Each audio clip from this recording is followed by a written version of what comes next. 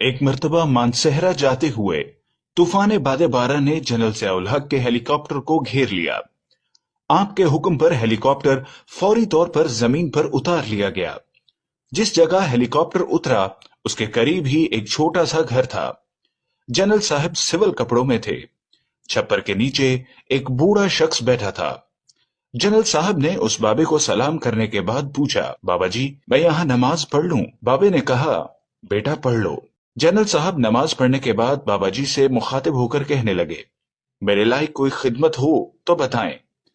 जब बाबा जी को पता चला कि उनसे बात करने वाला सदर पाकिस्तान जनरल मोहम्मद ज़ियाउल हक है, तो उसकी आंखों में आंसू आ गए। उसने रोते हुए जनरल साहब को बताया कि वो वजीर आला सरहद का चपरासी था, अब रिटायर हो चुका है। हज की दरखास्त लेकर जब वजीर आला सरहद के पास गया था तो उन्होंने धक्के देकर निकाल दिया था। अगर आप मेरे लिए कुछ करना ही चाहते हैं तो मुझे हज करवा दें। जनरल साहब ने बाबा जी की बात सुनकर कहा, आपकी अहलिया जिंदा हैं? बाबा जी ने कहा, जी जिंदा हैं। जनरल साहब ने कहा, आप अकेले हज पर क्यों जा रहे हैं? अपनी बीवी को भी साथ लेते जाएं, जिसने जिंदगी भर आपका साथ दिया है। जनरल साहब ने कहा, बाबा जी, आप मुझ तक नहीं पहुंच सके थे, इसलिए अल्लाह मियां ने कान पकड़कर मुझे आपके पास भेज दिया है।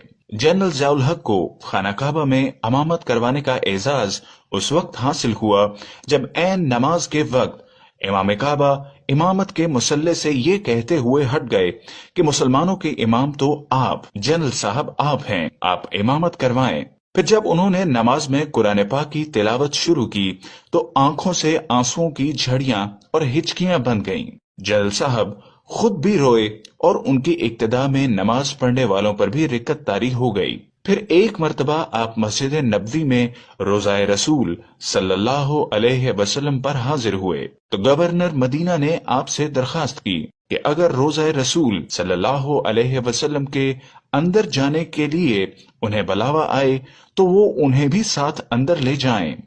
जनरल साहब ने कहा, आप तो मदीना के गवर्नर हैं, आप जब चाहें रोज़ा रसूल में जा सकते हैं। गवर्नर मदीना ने कहा, नहीं, ऐसा नहीं है, बल्कि वही शख्स रोजा मुबारक के अंदर जा सकता है जिसको खुद नबी करीम सल्लल्लाहु अलैहि वसल्लम बुलाते हैं। चुनाचे बुलावा आने पर रोजा मुबारक का दरवाजा खोल दिया गया और जनरल साहब गवर्नर मदीना और रुफका के साथ रोजा मुबारक के अंदर गए और इतना रोए कि हिचकी बन गई।